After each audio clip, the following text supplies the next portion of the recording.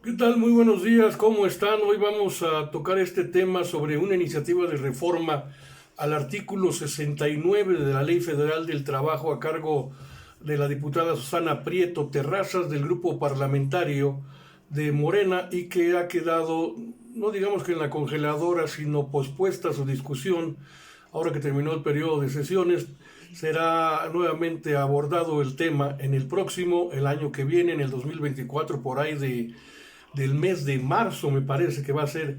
así cuando se dé este tema, pero quisiera yo abordarle un poco acerca de la importancia que se tiene en relación a la disminución de la jornada laboral de 48 o 40 horas.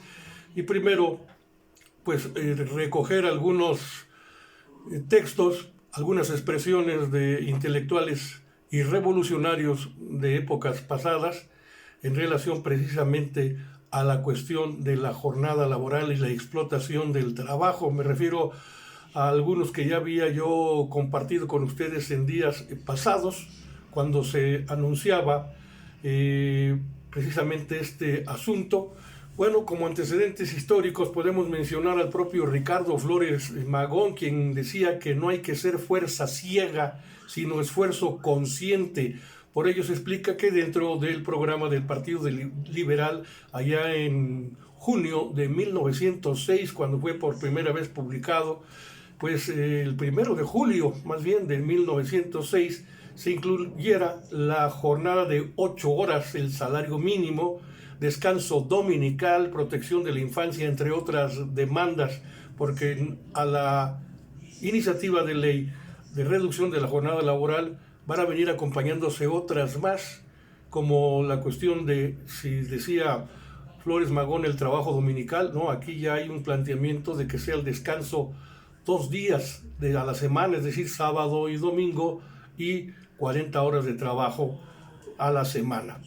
no 48. También en la abolición del trabajo de Bob Black, este escritor norteamericano de quien también les platiqué, que escribió ese texto en 1985, leemos que el ocio es no trabajo en función del trabajo.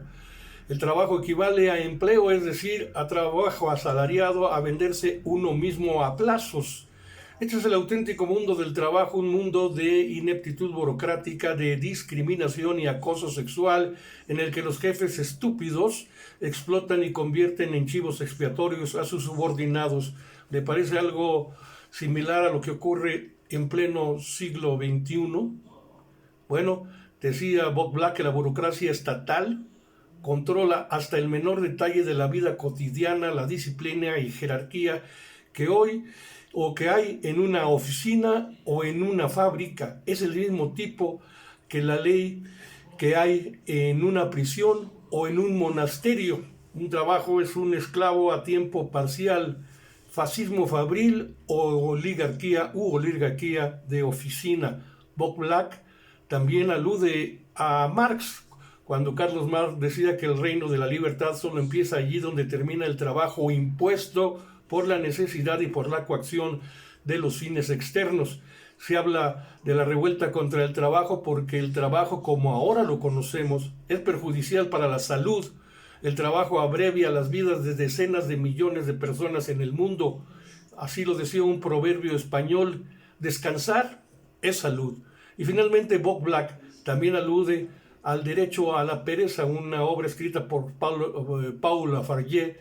quien retoma a Genofante cuando dice que el trabajo ocupa todo el tiempo y con él no hay ningún trabajo libre para la República y tiempo para los amigos. La burguesía, el ideal que ha adoptado es reducir al productor al mínimo de necesidades, al suprimir sus alegrías, sus pasiones y el condenarlo al papel de máquina productora del trabajo sin tregua ni piedad. 12 horas de trabajo por día en los tiempos históricos, he ahí el ideal de los filántropos y de los moralistas del siglo XVIII.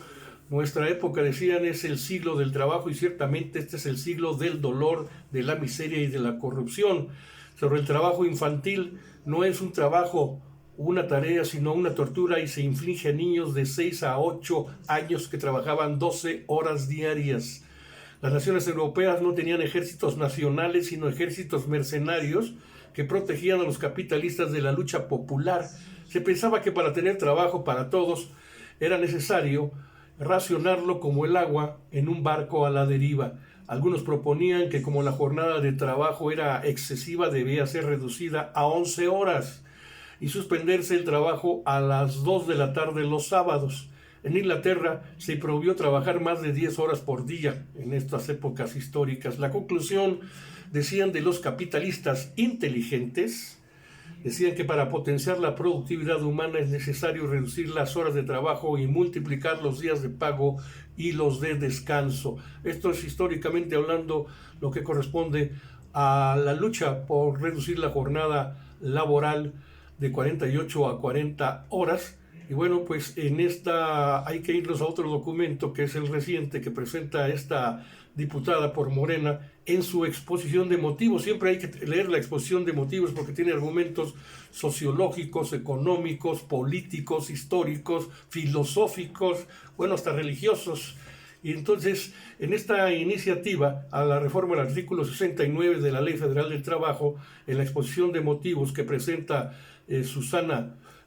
Prieto Terrazas, esta diputada de Morena, como les decía, maneja la información que desde el surgimiento hasta la evolución de las relaciones de producción capitalista, la duración de la jornada laboral ha sufrido una serie de transformaciones. En México, los tiempos de trabajo y la falta de días de asueto tiene repercusiones en los empleados, generando estrés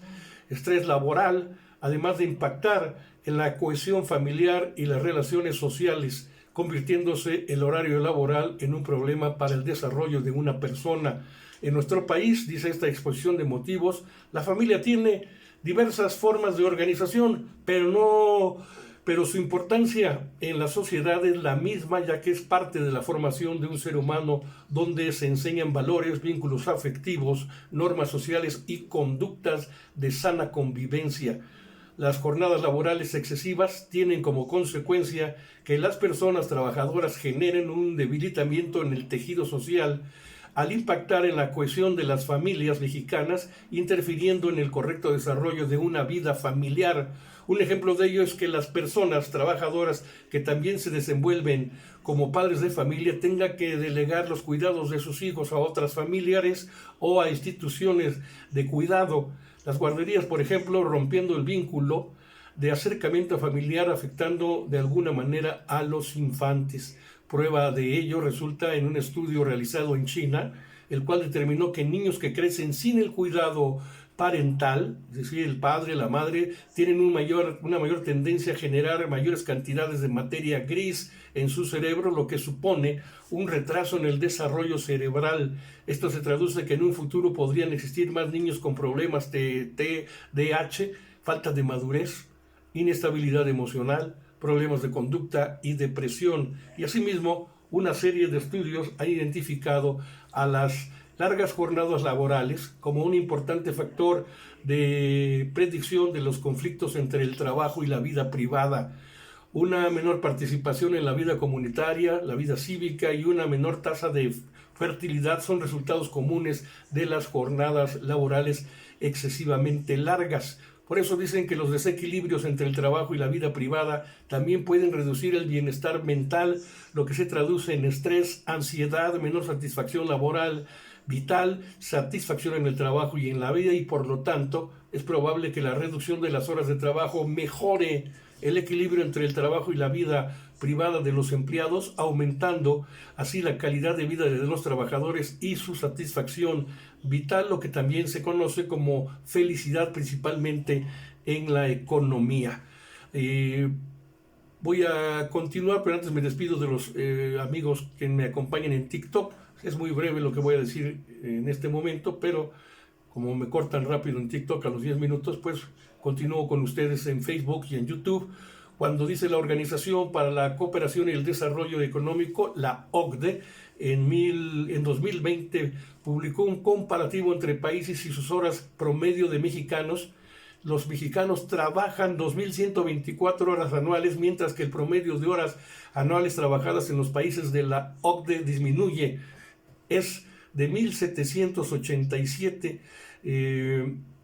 se trabajan 437 horas, más que el promedio de los países de la OCDE, mientras que en países como Alemania se trabajan 1.332, Inglaterra 1.367, Francia 1.402, Canadá 1.644 horas, Estados Unidos 1.767, Rusia 1.874 y Costa Rica 1.913 horas por año, en contra de lo que, repito, para que tenga usted en la mente, las 2.124 horas anuales que en promedio trabajan los mexicanos. Por esto también es un argumento válido para la reducción de la jornada laboral. Por otra parte, los trabajadores no solo invierten su tiempo en las horas laborales, sino que existen diversos estudios que también analizan las horas que invierten los trabajadores en el transporte de ida y vuelta de casa al trabajo y del trabajo a su casa, la vida y los recursos perdidos. Ese es parte del estudio realizado por el Instituto Mexicano para la Competitividad, y así también dentro de la recomendación sobre la reducción de la duración del trabajo emitida por esta Organización Internacional del Trabajo, la OIT, podrá hacerse efectivo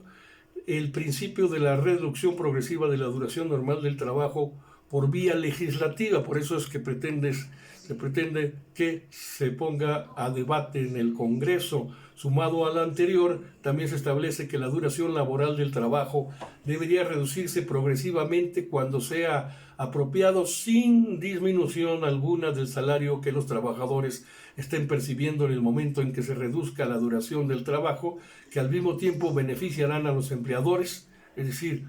a los industriales, a los empleadores, al generar una mayor productividad por parte de estos en sus respectivos trabajos. La duración o el volumen de las horas de trabajo en particular y las horas de trabajo excesivamente largas pueden tener importantes consecuencias tanto para los trabajadores como para las propias empresas, de manera que las consecuencias negativas y adversas de las largas jornadas se derivan de las alteraciones del sueño, los ritmos biológicos, la vida familiar y social, que a su vez tienen efectos negativos en su nivel de fatiga y en su estado de ánimo, y en última instancia en su salud, seguridad y rendimiento en el trabajo. También es importante, por último, señalar que existen antecedentes internacionales sobre la reducción de la jornada laboral. Tan es así que la OIT, por el año de 1957, emitió el convenio sobre las 40 horas, 1935 en el número 47, ya que es un artículo primero donde se establecen las condiciones de reducción de la jornada laboral, y el cual se cita para su mejor entendimiento en el artículo número 1, donde dice que todo miembro de la Organización Internacional del Trabajo que ratifique este convenio se declara en favor, 1, del principio de la semana de 40 horas aplicado en forma tal que no implique una disminución del nivel de vida de los trabajadores. Por eso han hecho del conocimiento desde la Cámara de Diputados Federal que pues en el mes de octubre del 22 se presentó este proyecto de decreto que reforma el artículo 123 de la Constitución Política de los Estados Unidos Mexicanos respecto a la jornada laboral, mismo que se encuentra en estos momentos en la Comisión de Puntos Constitucionales en espera de ser definida el próximo año, y así es de que vamos a esperar qué ocurre. Me parece que sería para marzo, pero sería también un paso importante en la reivindicación de los derechos de los trabajadores para beneficio tanto de industriales como de la propia clase laboral. Con esto me despido y gracias por su atención. Ojalá, si le interesó, me dé like, pero sobre todo suscríbase a mi página de YouTube, Sociedades de Pensamiento, lo mismo que en TikTok, en Facebook, desde luego nos acompañamos, y ojalá me deje usted un comentario, pero sobre todo, si es de su interés, comparta este tema tan importante. Gracias, buen día.